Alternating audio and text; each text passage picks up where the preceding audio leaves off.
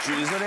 Et je pense que les enfants, c'est pas la peine de leur faire se poser des questions auxquelles ils n'avaient pas pensé. Il y aura un temps pour tout. Voilà, il y a un temps pour croire au Père Noël, un temps pour plus y croire, un temps pour se poser des questions sur sa sexualité, un temps pour trouver des réponses. Et on n'a pas à leur imposer des questions comme ça pour leur mettre le trouble dans leur tête, préservant leur innocence. Je trouve que c'est merveilleux. Ben, je trouve. Après, faites ce que vous voulez. Bien sûr.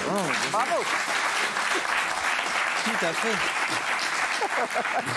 Mais quand même, regardez, je reviens, vous avez énormément de spectacles à travers le monde depuis des années. Et en France, c'est pas juste d'aujourd'hui, hein, parce que nos grosses tubs, on sait vraiment très bien les cacher.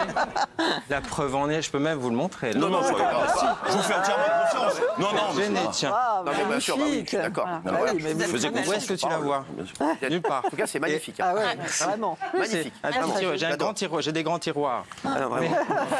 Mais au-delà de ça, ici, encore une fois, on ne parle pas de sexualisation. On parle d'un spectacle pour enfants.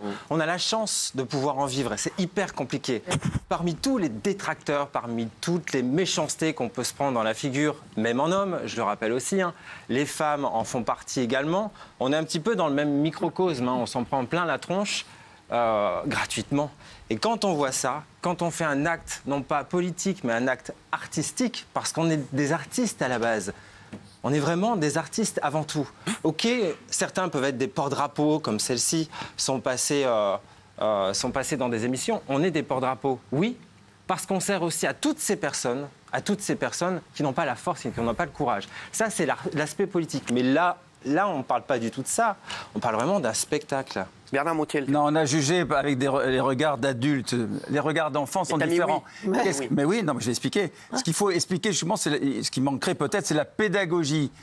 Les regards d'enfants, qu'est-ce qu'ils voient? Ils voient des clowns, comme vous le dites d'ailleurs dedans. Ils voient des gens comme ça déguisés, ça les fait rire. Ce sont des clowns, comme eux-mêmes, elles-mêmes se définissent en tout cas.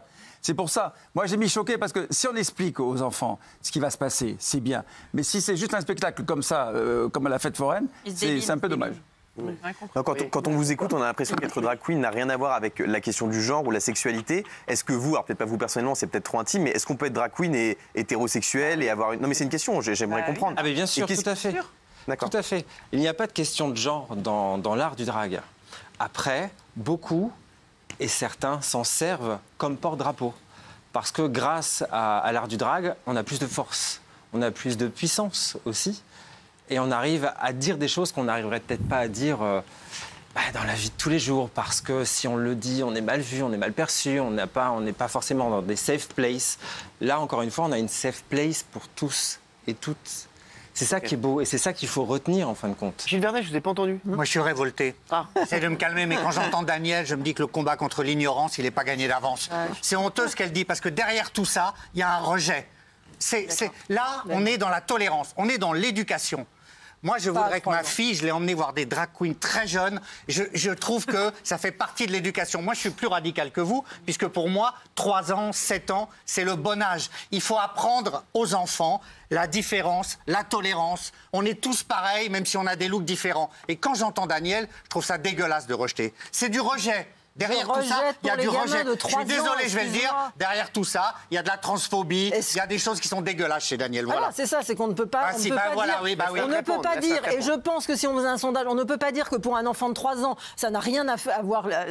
C'est pas un sondage chez vous, et on est considéré comme transphobe. Je le sais, mais moi, j'ose le dire. Et je pense que je ne suis pas la seule. Et je pense qu'il n'y a pas 90% de gens qui sont transphobes. Mais si on faisait le sondage, il y aurait 90% de gens qui seraient choqués par que des gamins de 3 ans voient ça. Excusez-moi. On a fait le sondage. Donc on va donner la réponse tout de suite, regardez. Ah oui, 90%. Je ne savais pas. Elle le savait pas, 90% des gens. Alors, est-ce qu'il y a 90% de transphobes qui nous regardent? Non. Non, mais il y a vous. Excuse-moi. J'ai dit dans mon préambule qu'à 12-13 ans, expliquer, que vous veniez, que vous expliquiez, c'est formidable. Mais à 3 ans, montrer ça brut de pomme comme ça, ça ne va pas. Ça ne va pas, voilà. C'est là où est le problème. Ah, merci. C'est là où est le problème. C'est-à-dire que les gens parlent sans connaître, sans voir, sans se documenter un minimum. Comme vous l'avez fait, je pense, après avoir vu ça, j'espère en tout cas que vous êtes documenté. Parce que sinon, c'est honte à vous. Justement, j'ai regardé plein de choses et c'est ça. Et quand vous voyez ce spectacle, excuse-moi encore de te couper, mais quand vous voyez ce spectacle-là, on voit très bien que tout est fait dans la bonhomie et dans la bienséance. C'est-à-dire qu'il ne faut pas associer obligatoirement le drague au sexe tout de suite, à l'entreprise du sexe tout de suite.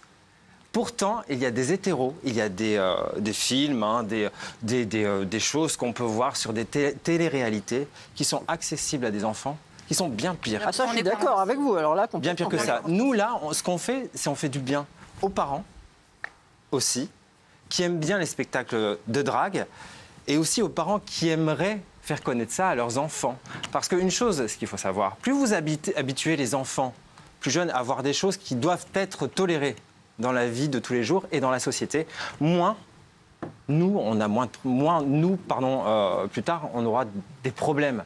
C'est-à-dire que s'ils sont habitués à voir ce genre de spectacle-là, encore une fois, je parle de ce spectacle-ci. Je ne parle pas de choses trop sexualisées. Mais si on les habitue un petit peu plus, nous, on aura moins de problèmes dans la rue. Il y aura moins de morts, moins d'agressions. Moins d'harcèlement. Moins de harcèlement, ne serait-ce que sur les réseaux sociaux. Je n'ose même pas voir et imaginer ce que je vais voir sur mon portable en rentrant. Mais je m'en fiche complètement. Parce que j'estime que ce qu'on fait, nous toutes, c'est quelque chose de bien. C'est bien et c'est bon pour l'âme. Et je pense que le français, beaucoup, quand je vois les 90% de personnes qui sont choquées, je ne dis pas qu'ils sont transphobes, enfin, peu importe, je ne parle pas du tout de ça. Je pense qu'une partie de ces personnes-là, parce que les autres, on n'arrivera jamais à les convaincre, hein, c'est un fait, c'est l'être humain, mais je pense qu'une partie de ces personnes-là devrait aller voir plus loin, voir ce qu'on fait, le travail qu'on fait, pour pouvoir arriver à quelque chose de bien, et encore une fois, dans la bienséance et dans la bonhomie. Oui, mais là, vous parlez des adultes. Merci. Des enfants, pour les enfants. Merci, Birdie, d'avoir été avec nous. Merci avec beaucoup. plaisir, avec grand plaisir. C'était un plaisir et franchement, la tenue est magnifique. Le look, j'adore. Vraiment, c'est... Si vous voulez, j'en ai plein. Reviens quand vous voulez. Franchement,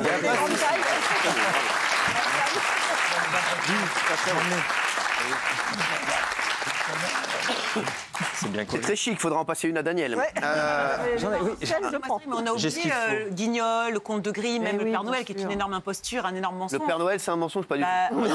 Non. Le Père Noël existe. Le Père Noël existe pour ceux qui y croient. Bien sûr, moi le Père Noël existe. Oui, mais en tout cas, ça peut faire aussi beaucoup de mal aux enfants, alors que les dragues ne font aucun mal aux enfants. Ah, je te dis, moi, le Père Noël, il ramène des cadeaux. Tu peux toucher à tout le monde sauf au Père Noël. Touche pas au Père Noël. Touche pas au Père Noël. Touche à Daniel, touche pas au Père Noël. Voilà, je te le dis. Merci, Birdie. Merci d'avoir été là. Avec grand plaisir. Il y a le monsieur, c'est notre Sam. C'est Alexandre Guerrier, vous pouvez le suivre. Il n'y a aucun problème, il est très sympa. Merci, Birdie, c'est super. Merci. C'est très beau. C'est très beau, en tout cas, la tenue et tout, c'est chic. Le discours est... Vous devriez vous habiller comme ça. Non mais vraiment, je trouve que vous n'êtes pas dans... Vous comprenez rien. Les chéris, vous avez vu cette affaire très drôle. Il y a un coureur cycliste qui est